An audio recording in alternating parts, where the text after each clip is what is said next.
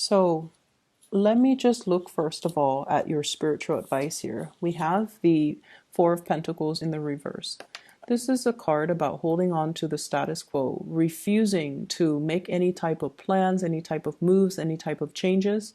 And I feel like if you're dealing with somebody who is like this, who's kind of aimless and kind of directionless, and they're walking around like they have a general idea that what they want, they want stability, they want financial security, but they don't really know the logical steps as to how to get where they are to where they need to go.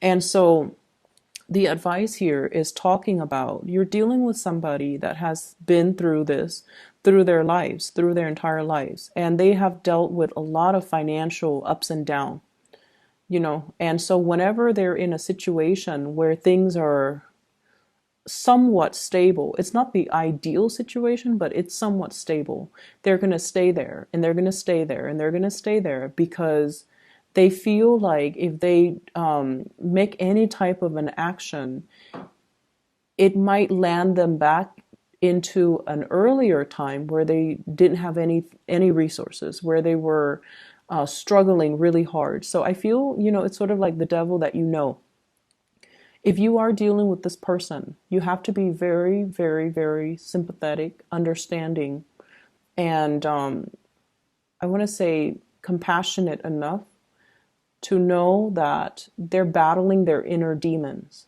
Okay, and until they process and until they finish that entire process of battling amongst themselves, dealing with some fears, some really deep-rooted security issues from their end, they're not going to be able to make a move. So you can talk to them and you can advise them and give them, counsel to your blue in the face.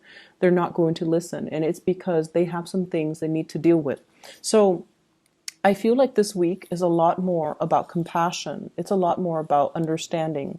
A lot of the times when we see things, what people are doing, and we're outside of the situation, we feel like we have a lot more clarity, and we feel like we should offer advice. We feel like we should, tell them what they need to do. It's really easy being outside and giving, your outsider's perspective, but you're not in their shoes. So really embodying the energy of compassion and understanding for this week, okay? Not that you guys are not. I know that you guys are. But a lot of the times you want to interject, you want to give advice. And I feel like it might not be appropriate because you need to kind of like understand what the other person is struggling with or what they've dealt with that creates the person that they are today. And I feel like you might be too fast to give your 2 cents when it might not be appropriate for the other person, or they're not at a point where they're ready to hear it, okay? At the center of the spread, we have here the Ace of Cups, and this is a really, really big love that you have for another person.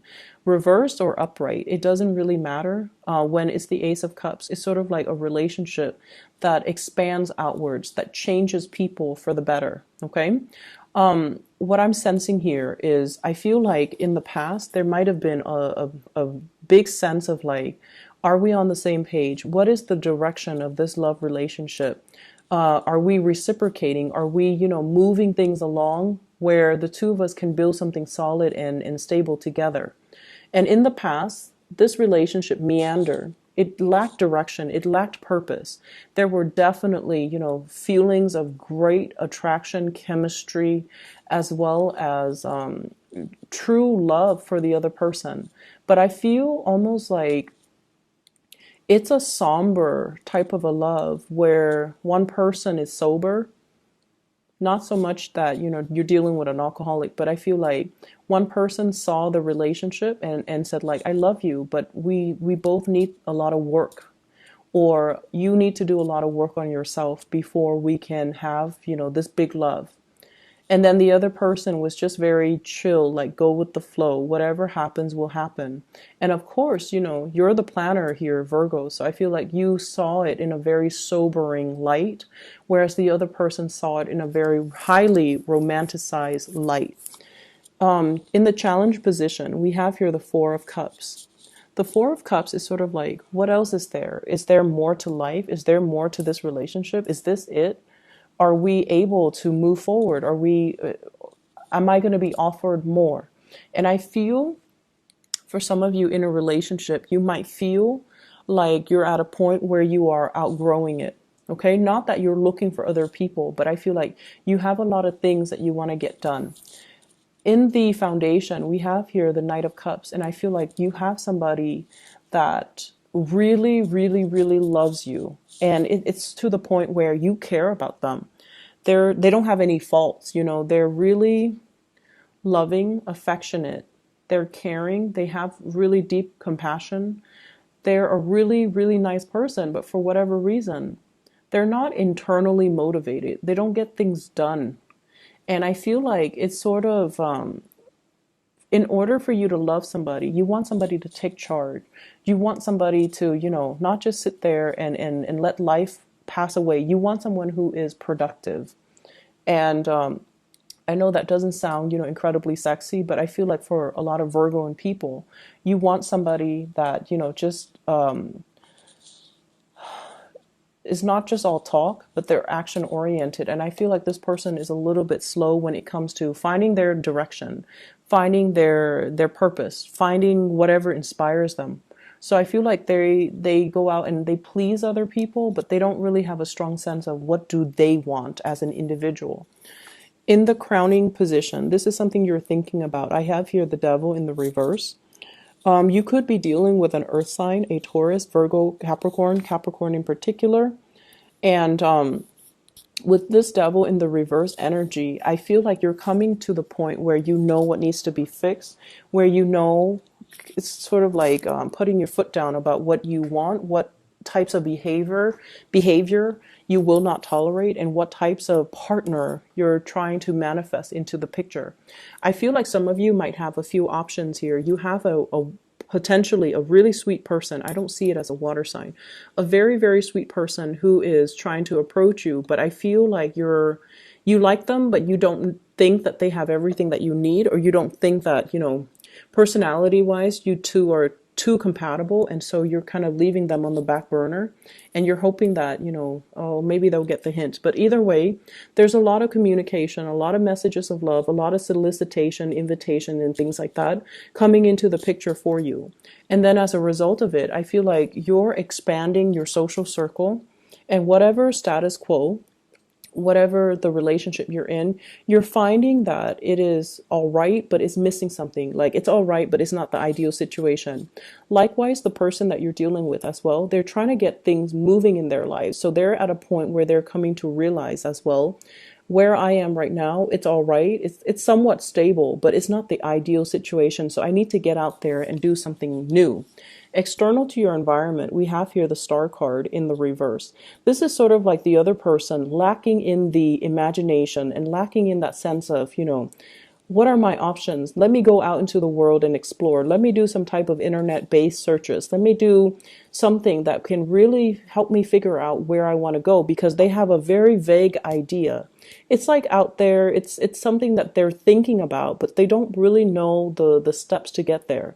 And I feel a lot of it is because they're walking around, taking care of other people, enjoying what little stability that they have right now. And they're not really thinking about long-term prospects. And they don't really have a sense of, you know, a lot of the times, the most successful people are not the most hardworking, but they're the ones with the big vision. So it's really hard if you're walking around trying to figure out a career path when you don't really have anything that inspires you.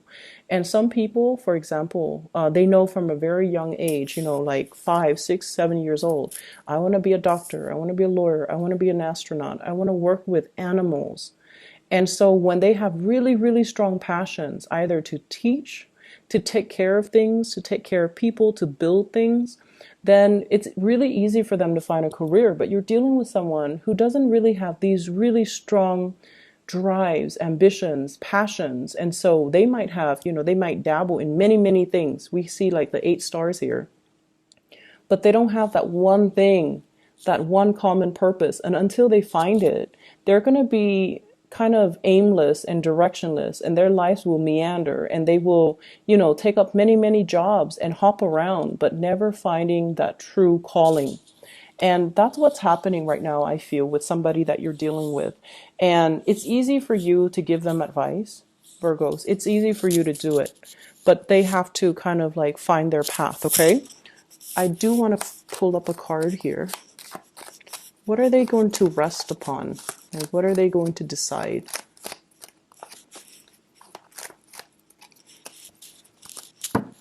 They might just settle for the job that brings the most financial stability.